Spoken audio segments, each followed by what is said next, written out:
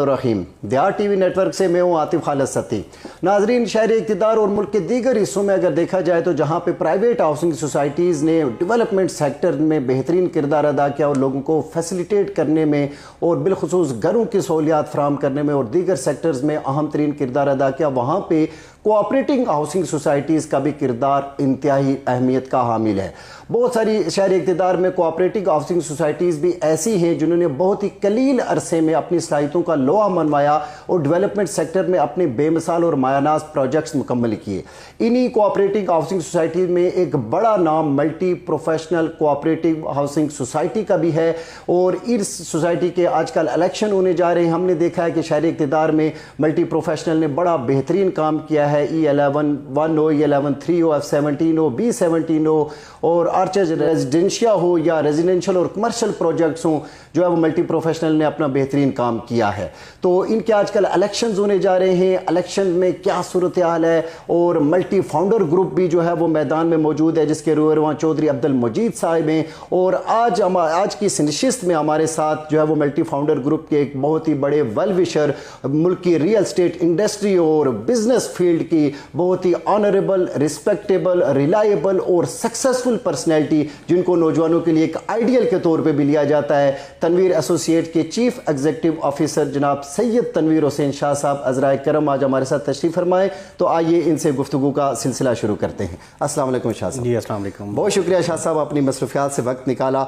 आप गाय बगाए हमारे लिए जो है वो टाइम निकालते हैं और हमसे बात करते रहते हैं। मैं मल्टी के इलेक्शन पर आने से पहले आपसे ये पूछना चाहूँगा कि आपका ताल्लुक रियल स्टेट इंडस्ट्री के साथ है।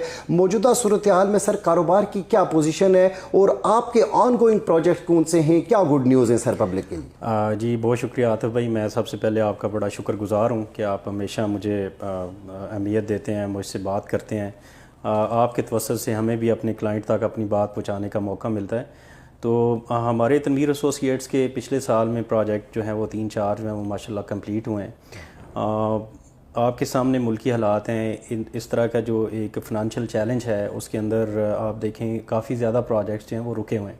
लेकिन अल्हम्दुलिल्लाह तनवीर एसोसिएट्स को हमेशा की तरह ये एजाज़ हासिल है कि हमने अपने किसी प्रोजेक्ट पे, चाहे वो कोविड का दौर हो, उसके बाद ये मुल्की हालात आपके सामने कि इस तरह अनसर्टेबिलिटी और इतनी ज़्यादा महंगाई के बावजूद हमने अपने किसी प्रोजेक्ट के ऊपर काम नहीं रोका। ना सिर्फ काम नहीं रोका बल्कि हम उनको डिलीवर करने में कामयाब हुए हैं। सर फहरिस्त मैं नाम लेना चाहूँगा मीसम मॉल एंड अपार्टमेंट्स, हमारी एक बड़ी अच्छी बिल्डिंग है FMC के अंदर। वो जो है वो माशाल्लाह हमने कंप्लीट किया, अभी रिसेंटली उसका पोजेसन ऑफ़र किया है। इस तरह फैसल हिल्स के अंदर हमने प्राइम टावर जो है वो 100% डिलीवर किया और लोगों को पोजेसन दे रहे हैं। इसी तरह टावर 86 फैसल हिल्स के अंदर ही है, वो कंप्लीट किया है। तनवीर होम्स FMC के अंदर थे, वो किए। इसके अलावा हमारे घर काफ़ी बन रहे होते हैं, वो गाय बगाए तैयार होके वो मार्केट में हम बेच रहे होते हैं। इसके साथ साथ बड़े थोड़े वक्त के अंदर फैसल हिल्स में तनवीर होम्स हमने शुरू कर रखा है। उसके स्ट्रक्चर जो है वो हमने माशाल्लाह 3 से 4 महीने मैक्सिमम हुए हैं कि हमने उनके मुकम्मल कर दिए हैं। अपोलो टावर 2 हमारा बड़ा एक आइकॉनिक प्रोजेक्ट है फैसल टाउन के अंदर। वो बेसिकली 16 स्टोरी बिल्डिंग है, 7 कनाल उसका रकबा है और माशाल्लाह वो विदिन 2 ईयर्स हमने उसका स्ट्रक्चर ऑलमोस्ट कंप्लीट कर दिया। जस्ट 2 छतें उसकी बकाएँ हैं। तो मैं ये समझता हूँ कि इन हालात के अंदर इस तरह काम करना ये आसान नहीं है, लेकिन अल्लाह की मदद से अल्लाह ने हमें हिम्मत दी कि हम अपने प्रोजेक्ट जो हैं वो ऑन टाइम और उनकी कंटिन्यूटी में अभी तक कामयाब हैं अल्हम्दुलिल्लाह। राइट सर, मुश्किल तरीन हालात में जो है वो तनवीर एसोसिएट बेहतरीन प्रोजेक्ट जो है वो कंप्लीट करने जा रहा है, ये बड़ी खुशाइंद बात है। अच्छा sir, multi professional housing society के इलेक्शंस हो रहे हैं, तो इस इलेक्शन में सर आपकी तरफ से हमें देखा गया कि आप मल्टी फाउंडर ग्रुप को सपोर्ट कर रहे हैं और उनके वेल विशर हैं। इसकी क्या वजह है सर? मल्टी फाउंडर ग्रुप को आप क्यों लाइक करते हैं सर? देखें, आपने नाम सुना होगा बैरिया टाउन, आप नाम सुनते हैं। बहुत बड़ा एक मैं समझता हूँ कि मलक रियाज साहब ने पाकिस्तान के अंदर एक आर्किटेक्चरल मुतारफ़ कराया। अगर मैं ये कहूँ कि उन्होंने एक रहन सहन सिखाया है यहाँ के लोगों को, तो ये बेजा नहीं होगा। DHA है, इसी तरह के बड़े बड़े इंस्टीट्यूट हैं जो इस वक्त रियल एस्टेट इंडस्ट्री में काम कर रहे हैं। ये तकरीबन सारे जो हैं ये प्राइवेट हाउसिंग सोसाइटीज़ हैं। ये प्राइवेट इंटिटी हैं। ये मलक रियाज साहब अपने प्रोजेक्ट के खुद मालिक हैं। इसी तरह फैसल टाउन की हम बात करते हैं, उसमें चौधरी साहब अपने प्रोजेक्ट के खुद मालिक हैं। मल्टी प्रोफेशनल सोसाइटी एक कोऑपरेटिव सोसाइटी है। इसमें अगर आपका प्लॉट है तो आप भी उतने ही इसके शेयर होल्डर हैं जितना कि कोई मैं हूँ या कोई दूसरा तीसरा है। تو آپ جب ایک پرائیویٹ ہاؤسنگ سوسائٹی کوئی بھی بندہ لے کے آتا ہے تو اس کی اپنی ذاتی رپیوٹ اس کے اندر انوالو ہوتی ہے, اس نے کام کرنا ہی کرنا ہوتا ہے, جو جس کو اپنی عزت ذرا سی بھی پیاری ہے اس نے ڈیلیور کرنا ہے تو اس کی عزت رہے گی, ادروائز اس کے اوپر FIA بھی اس کے پیچھے آئے گی, نیب بھی اس کے پیچھے آئے گا. جبکہ جو کوآپریٹیو سوسائٹی ہے جہاں پہ جب وہ پیسہ ممبر کا ہوتا ہے اور سارے ممبر شیئر ہولڈر ہوتے ہیں تو وہاں جو ایک مینیجنگ کمیٹی الیکٹ ہو کے آتی ہے اس کو کچھ سہولیات بھی ہوتی ہیں کہ وہ آج پروجیکٹ لانچ کرے, لوگوں سے پیسہ پکڑے, پیسہ پکڑنے کے بعد اس کی زمین خریدے, زمین خریدنے کے بعد NOC لے. اس طرح کی کچھ سہولیات کوآپریٹیو سوسائٹی کے اندر ہیں اور یہ کوآپریٹیو لا ان کی جو ہے وہ ان کے لیے ایک امبریلا ہے کہ لوگوں سے آپ پیسہ پہلے پکڑ سکتے ہیں. فار ایگزامپل ایک پروجیکٹ ہے, میں پرائیویٹلی شروع کرنا چاہتا ہوں, میں اس کا پیسہ لوگوں سے نہیں پکڑ سکتا اوپنلی جب تک کہ میں اس کی لینڈ ایکوائر نہ کروں, جب تک کہ میں اس کا NOC حاصل نہ کروں, کیونکہ میں پرائیویٹ انٹیٹی میں وہ کام کر رہا ہوں. جبکہ کوآپریٹیو سوسائٹیز میں یہ سہولتیں ہوتی ہیں. آپ نے جو سوال کیا کہ فاؤنڈر گروپ کو ہم کیوں جو ہے وہ سپورٹ کرتے ہیں, ہم نے یہ دیکھا کہ ان لوگوں نے کوآپریٹیو سیٹ اپ میں رہتے ہوئے پرائیویٹ لوگوں کی طرح کام کیا. انہوں نے اس کی رپیوٹ اس طرح بلٹ اپ کی کہ انہوں نے پہلے زمینیں خریدی, NOC لیے, پھر جا کے ان اسکیموں کو بیچا.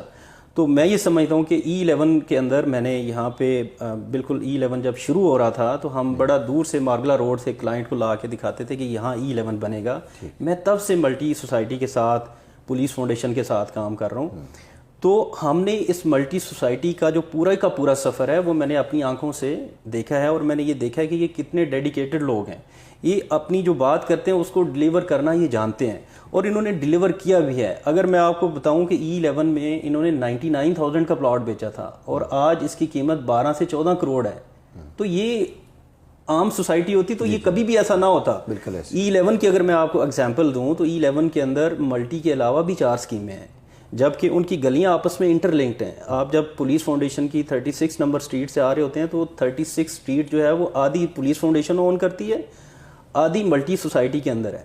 ملٹی سوسائٹی کے اندر جو پلاٹ ہے اس کی قیمت 14 کروڑ سے بھی زیادہ ہے, اور اس وقت بہت کم پلاٹ اویلیبل ہیں, جبکہ پولیس فاؤنڈیشن میں وہی پلاٹ آپ کو 7 سے 8 کروڑ کا مل جاتا ہے.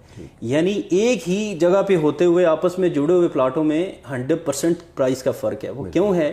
کیونکہ یہ جو ملٹی کی مینجمنٹ ہے یہ پاکستان کی بیسٹ مینجمنٹ ہے. میں سمجھتا ہوں کہ یہ کوآپریٹیو سیٹ اپ میں رہتے ہوئے انہوں نے ایک مثال قائم کیا, اور پھر یہ پروجیکٹ یہاں پہ رکا نہیں ہے.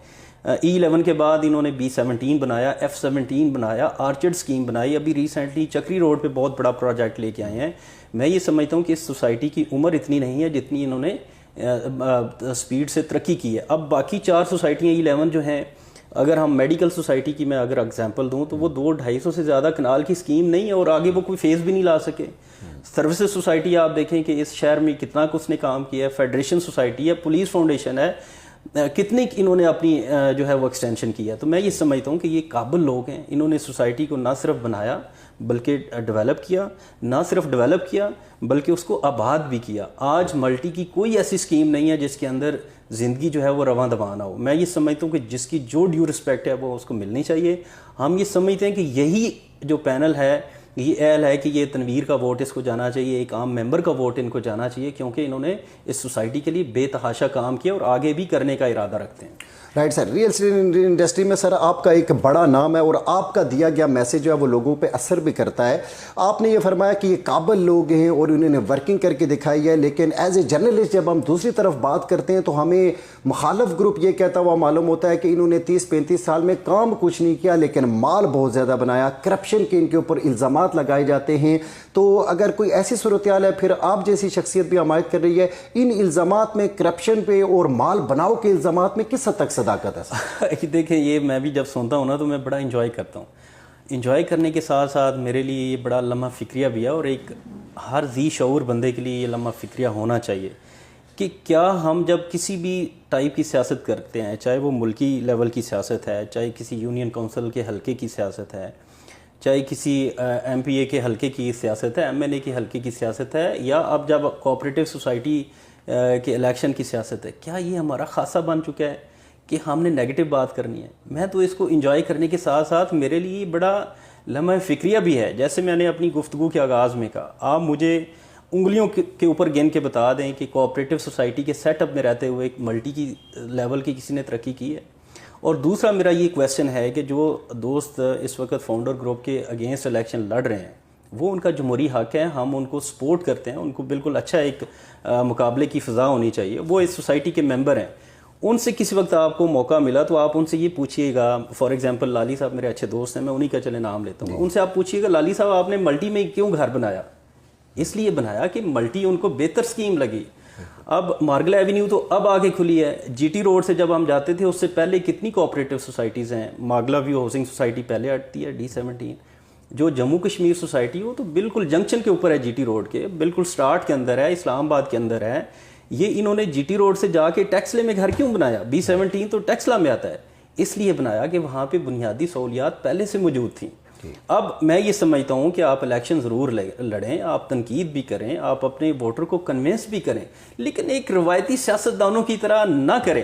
اور اس سے زیادہ دکھ کی بات یہ ہے کہ اگر لالی صاحب کوئی بات کریں یا ان کے 7-8 پینل کے بندوں میں سے کوئی بات کرے, وہ سمجھ بھی آتی ہے کہ انہوں نے الیکشن لڑنا ہے, ان کا تنقید کرنا ان کا حق ہے. مسئلہ یہ ہے کہ وہ دوست تنقید کر رہے ہیں ہمارے اپنے ہی ریئل اسٹیٹ برادری کے, جنہوں نے یہاں سے کمائی کی ہے, جو یہ کہتے ہیں کہ جی انہوں نے بڑا مال اکٹھا کیا ہے. کیا آپ نے مال اکٹھا نہیں کیا؟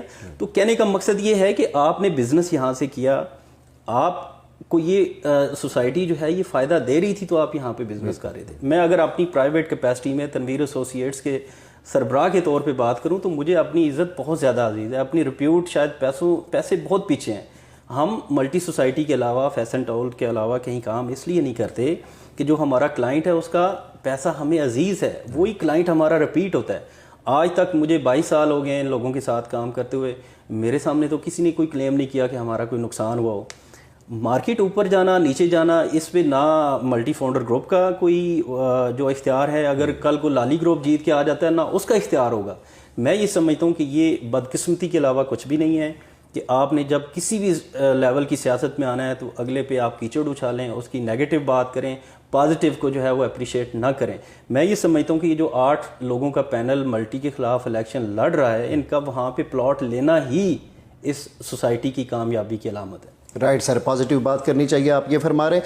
اچھا سر, آپ بطور سربراہ تنویر ایسوسیٹس, ہم آپ کو سنتے رہتے ہیں, آپ اکثر یہ کہتے ہیں کہ ملٹی فاؤنڈر گروپ کے جو روح رواں ہیں چودھری عبد المجید صاحب, آپ ان کو اپنا رول ماڈل اور اپنا مینٹور قرار دیتے ہیں, اور بلا شبہ انہوں نے کوئی شک نہیں ہے کہ انہوں نے بڑی محنت کی ہے اور کارکردگی دکھا کے اس مقام تک پہنچے. لیکن بہت سارے لوگ سر اس ریئل اسٹیٹ انڈسٹری میں شارٹ کٹ کی طرف جو ہے وہ بھاگنا شروع ہو جاتے ہیں. عام ریئلٹر کو یہ بات کب سمجھ آئے گی کہ ٹاپ پہ جانے کے لیے کارکردگی بہت ضروری ہے؟ آپ کیا کہیں گے؟ عاطف بھائی, میں یہ سمجھتا ہوں کہ یہ جو ریئل اسٹیٹ کا بزنس ہے یہ شارٹ ٹرم ہے ہی نہیں. آپ دیکھیں کہ جتنی جلدی کوئی امیر ہوتا ہے نا, وہ پیسہ اس کا اسی طرح ہی ہو جاتا ہے. اگر میں آپ کو اپنی بتاؤں, ہمارے بہت سارے نوجوان میرا یہ انٹرویو دیکھیں گے بھی اور اس ریئل اسٹیٹ کے اندر ہیں, میں ان کو یہ پیغام بھی دینا چاہتا ہوں. میں اگر آپ کو بتاؤں تو میں نے بالکل گراس روٹ لیول سے کام شروع کیا. ہم موٹر بائک پہ پھرتے تھے, سروے کرنا, بیل دینی کہ جی یہ اوپر والا پورشن آپ کا خالی لگ رہا ہے, ہمیں آپ نے کیا کرائے پہ دینا ہے. تو اس صاحب کے موڈ پہ ڈیپینڈ کرتا تھا وہ ہمیں جواب آگے سے کیا دیتے ہیں. تو سم ٹائم وہ سو کے اٹھتے تھے, انہوں نے کہنا یار آپ بہت ڈسٹرب کرتے ہیں, یہ وہ ہر طرح کی گرمی نرمی ہم نے جو ہے وہ صحیح ہے. اور اس کے بعد ہمارا ایک کیریئر بنا ہے. رینٹل سے نکل کے ہم نے پلاٹوں کی سیل پرچیز شروع کی, وہاں سے نکل کے کنسٹرکشن میں آئے. ایک پراپر جو ریئل اسٹیٹ کا اسٹیپ وائز ترقی کرنی چاہیے, تنویر ایسوسیٹس نے اس طرح ترقی کی ہے. اب سوشل میڈیا نے بہت آسانی پیدا کر دی کہ آپ گوگل کے اوپر, آپ OLX کے اوپر, آپ زمین.com پہ, ان طرح کی ایپس پہ جا کے آپ پلاٹ ڈالتے ہیں, آپ کو وہاں سے کلائنٹ جو ہے وہ ملتا ہے, آپ بڑا ایزی ڈیل کر کے ایزی منی آپ کے پاس آتی ہے. تو اس منی کو آپ پازیٹیولی جب یوز کرتے ہیں اور اس کو اپنی لائبلٹی نہیں بناتے تو آپ ترقی کرتے ہیں. آپ نے چودھری صاحب کی بات کی, میں ان کو اپنا مینٹور مانتا تھا, مانتا ہوں, اور وہ ہمیشہ میرے مینٹور رہیں گے. یہ نہیں ہو سکتا آج ایک آدمی مینٹور ہے کل وہ مینٹور نہیں رہا آپ کا. جو مینٹور ہے وہ مینٹور ہے, ان سے آپ نے سیکھا ہے تو انسان تو ساری زندگی سیکھتا ہے. میں نے ان کو اپنا کام اپنے ہاتھوں سے کرتے دیکھا, ایک ایک پودے کے اوپر مالی کے ساتھ بحث کرتے ہوئے دیکھا, میں نے ایک ایک کرو سٹون کے اوپر جو کانٹریکٹر کی کلاس لیتے ہوئے ان کو دیکھا. میں نے یہ دیکھا کہ وہ سنڈے کے سنڈے انہوں نے اپنے وزٹ رکھے ہوئے تھے, اور انہی کے نقش قدم پہ چلتے ہوئے ہم بھی اپنی جو اسکیم, اپنی یہ جو کمپنی ہے اس کو چلا رہے ہیں. میں یہ سمجھتا ہوں کہ شارٹ کٹ جو ہے وہ کچھ بھی نہیں ہے. آپ کوئی ایک مثال نہیں دے سکتے کہ جس بندے نے شارٹ کٹ مارا ہو وہ اسٹل مارکیٹ میں کام بھی کر رہا ہو اور اس کا نام بھی اچھا ہو.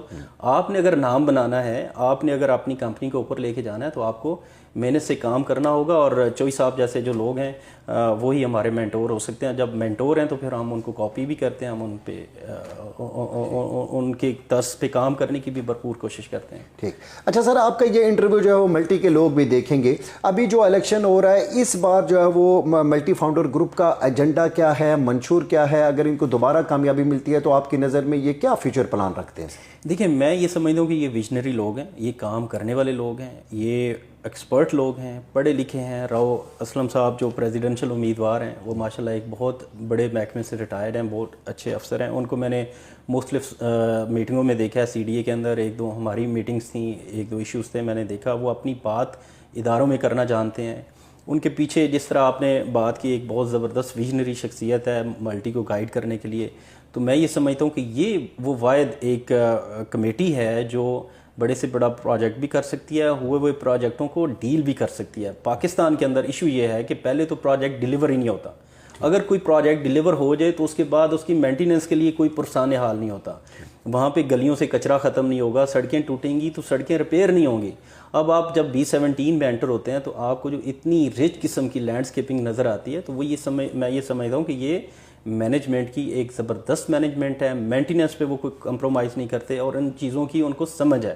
تو میں یہ سمجھتا ہوں کہ جو ایز اے ممبر جو بھی ممبر ہے اور ملٹی کا وہ ویل وشر ہے, تو فاؤنڈر گروپ کے علاوہ کوئی ان کے ووٹ کا حقدار نہیں ہو سکتا. تو رائٹ سے جس طرح آپ نے فرمایا کہ پریزیڈنٹ کے لیے راؤ اسلم صاحب اور جنرل سیکرٹری کے چودھری ندیم صاحب بہترین امیدوار ہیں, تو یہ پینل کا کرائٹیریا کس طرح ہوتا ہے, یہ پینل کس طرح بناتے ہیں, کس حد تک میرٹ کو ملوز خاطر رکھا جاتا ہے؟ دیکھیں, میرٹ کی اگین وہی بات آ جائے گی, یہ دیکھتے ہیں کہ کس نے کس ٹینیور میں کتنا اچھا کام کیا. اب اس سے پہلے جو مخالف گروپ میں ہمارے دوسرے دوست ہیں, ڈیلر بھائی ہیں, ملک اشرف صاحب ہیں, عاطف بٹ صاحب وغیرہ ہیں, اس سے پہلے جو ہمارے پریزیڈنشل امیدوار ہوا کرتے تھے بلکہ الیکٹ بھی ہوتے تھے, اس سے پہلے 4 دفعہ وہ ملٹی سوسائٹی کے وہ جو ہیں وہ صدر رہے ہیں. تو وہ عاطف بٹ صاحب, ملک اشرف صاحب ان کے بہت زیادہ قریب تھے. تو یہ دیکھا یہ جاتا ہے کہ کس نے زیادہ بہتر کام کیا اپنے ٹینیور کے اندر. جو بہتر کام کرنے والے لوگ ہیں وہ آگے آ جاتے ہیں. جو سمجھتے ہیں کہ اس نے اس دفعہ بہتر کام نہیں کیا اس کو آرام کرایا جاتا ہے. جیسے ابھی عزیز اللہ صاحب ایک امیدوار ہیں آئی تھنک ایگزیکٹو ممبر کے, وہ اب کوئی تیسرے ٹینیور میں واپس آئے ہیں, یعنی پچھلے 2 ٹینیور میں وہ نہیں تھے. عتیق الرحمان صاحب ایک ہمارے دوست ہیں, وہ اس پینل کے اندر ایڈ ہوئے, وہ فرسٹ ٹائم آئے ہیں.